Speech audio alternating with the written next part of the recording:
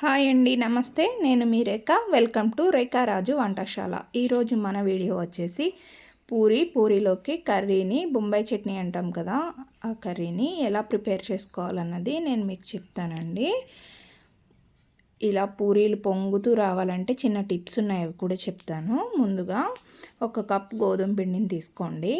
అందులోకి కొంచెం సాల్ట్ వేసుకుని ఈ విధంగా ఒకసారి కలుపుకొని, ఇప్పుడు ఒక 2 స్పూన్ల బొంబాయి రవ్వ అండి, ఉప్మా రవ్వ అంటాం కదా తెల్లది, అది ఇలా వేసుకుని ఇప్పుడు ఇందులో 1 స్పూన్ ఆయిల్ పోసుకోండి. తర్వాత ఈ పిండికి మొత్తం ఇలా పట్టేటట్టుగా బాగా కలుపుకోవాలండి ఆయిల్ని. తర్వాత కొంచెం కొంచెంగా వాటర్ పోసుకుంటూ ఈ పిండిని మొత్తం ముద్దలా చేసేసుకోవాలి. మనం చపాతీ పిండికి ఏ విధంగా చేసుకుంటామో అదేవిధంగా కొంచెం మెత్తగా సాఫ్ట్గా ఈ విధంగా పిండిని ప్రిపేర్ చేసేసుకుని పక్కన పెట్టి మూత పెట్టి పక్కన పెట్టేసుకోండి. ఇప్పుడు కర్రీ కోసం ఒక 3 బంగాళదుంపల్ని శుభ్రంగా కడిగి ఈ విధంగా కుక్కర్లో వేసుకుని 1 గ్లాస్ వాటర్ పోసుకుని ఒక 4-5 విజిల్స్ రానివ్వండి. ఒక 4-5 విజిల్స్ వచ్చిన తర్వాత పక్కన పెట్టి చల్లారనివ్వండి. ఇప్పుడు కూర కోసం ఒక 3-4 ఉల్లిపాయలు, పచ్చిమిర్చి, క్యారెట్, టమాటో అన్నీ కట్ చేసుకుని ఈ విధంగా పక్కన పెట్టుకున్నానండి. ఇప్పుడు ఉడికించి చల్లార్చిన బంగాళదుంపల్ని ఈ విధంగా పొట్టు తీసుకుని ఇవి కూడా ముక్కలుగా కట్ చేసుకుని పక్కన పెట్టుకోండి. ఇప్పుడు కర్రీ కోసం స్టవ్ ఆన్ చేసి ప్యాన్ పెట్టుకుని ఇందులో కొంచెం ఆయిల్ పోసుకుని 1 స్పూన్ జీలకర్ర, ఆవాలు, ఒక 2 రెబ్బల కరివేపాకు వేసి ఇలా 4 పచ్చిమిర్చిని చీల్చుకుని పక్కన పెట్టుకున్నాం కదా, ఈ ముక్కల్ని వేసి ఇలా కలుపుకోండి. ఈ క్యారెట్ని కూడా వేసేసుకుని ఒక్కసారి కలుపుకోండి ఈ విధంగా. తర్వాత ఉల్లిపాయ ముక్కలు మొత్తం వేసుకుని ఒక్కసారి కలపండి. ఇలా కలుపుకున్న తర్వాత కొంచెం సాల్ట్, ఒక 1/2 స్పూన్ పసుపు ఇలా వేసేసుకుని దీన్ని కూడా ఒక్కసారి కలుపుకుని మూత పెట్టి ఉల్లిపాయని మగ్గనిద్దామండి. ఈ ఉల్లిపాయ కొంచెం మగ్గిన తర్వాత మూత తీసి చూసుకుందాము.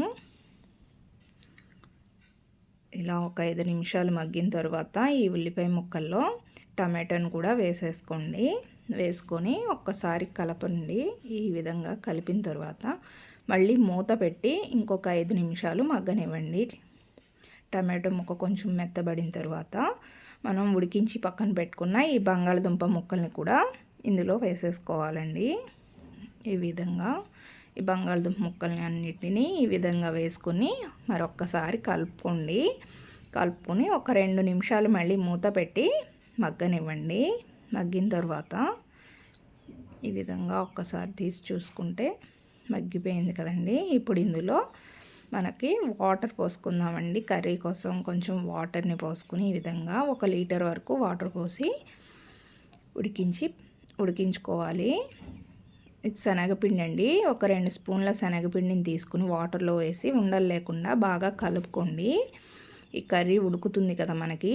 ఇప్పుడు ఇలా కలుపుకున్న ఈ శనగపిండిని ఇందులో పోసేసి ఉండకట్టకుండా ఈ విధంగా కలుపుకుంటూ, మనకి కొంచెం పలచగా కావాలి కాబట్టి కొంచెం వాటర్ని పోసుకుని మళ్ళీ కలుపుకొని మూత పెట్టండి. ఇలా ఉడుకుతుంది కదండి. ఇప్పుడు ఇందులో రెడీ అయిపోయింది మనకి కర్రీ. ఒక గుప్పెడు కొత్తిమీరని వేసేసుకుని ఇంకొకసారి కలుపుకొని పక్కన పెట్టేసుకోండి. ఇప్పుడు పూరీలు ఏ విధంగా చేసుకోవాలనేది చూడండి. పూరిని ఈ విధంగా ఒత్తుకోవాలండి.